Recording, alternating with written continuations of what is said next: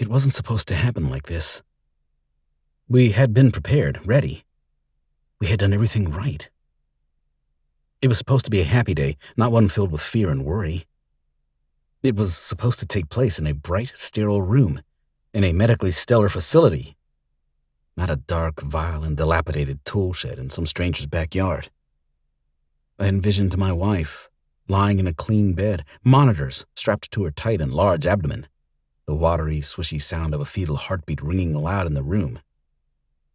Instead, I watched her fight a birthing position, holding on to her stomach while screaming to me, "Make it stop, Calvin! Make it stop!" The happy, blessed event was to be witnessed not by nurses and doctors, but by mine and Leah's family, who impatiently waited in a room not far away for the arrival of their first grandchild. We were supposed to be surrounded by those we trusted and loved. Instead, we were surrounded by the dead. While they had many names, the infected, the formers, virally exposed, or VEs, as officials named them, most of the time, I called them what they were: dead.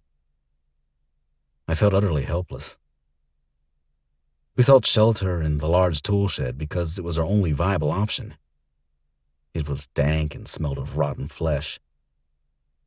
After I secured the door and pulled out the flashlight, I realized the smell came from the bodies stored inside the shed. They were placed there for a reason, perhaps a proper burial later.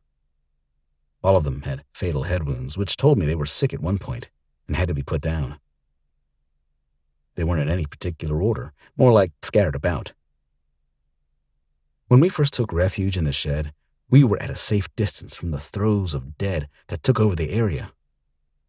Our light, along with Leah's cries of pain, attracted them faster, and they were relentless about trying to get in.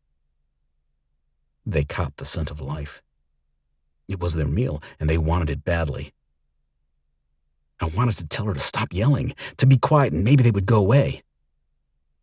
I couldn't bring myself to be so heartless to her pain.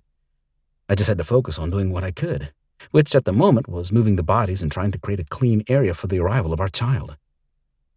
"Calvin, this can't happen. We can't let this happen here," she cried. "We don't have a choice," I said. "It is happening." There was no doubt about it. Her water had broken 2 hours earlier. We tried to keep going as long as we could. We moved slowly and steadily, leaving what would be considered a proverbial breadcrumb trail of amniotic fluid. Boards were missing from the side of the shed. Not many, but enough for the dead to reach through, trying to get us. It wouldn't be long before they ripped the place apart. Leah wasn't well, I could see that. She hadn't eaten in 2 days, and she barely took any water. I hadn't determined whether the birth of the child was a blessing or a curse. Whatever we viewed the birth, the truth remained. Leah wouldn't be around much longer. She had been bitten. The infection itself wasn't an overnight event. It was circulating around in her veins for a while. When it finally broke all boundaries and turned the corner from being contained to out of control, the final part happened quickly. It seemed overnight. Up until then, authorities constantly fed us information, which kept us knowledgeable. We were relieved to learn the human being safest from the virus was the 3rd trimester child, still in the womb. They had already developed enough, and even if the mother were to become infected, as long as the child was born before the mother died, the baby would be safe. They found that many newly born babies carried immunities. There were so many reports of infants being born healthy and alive from an infected mother.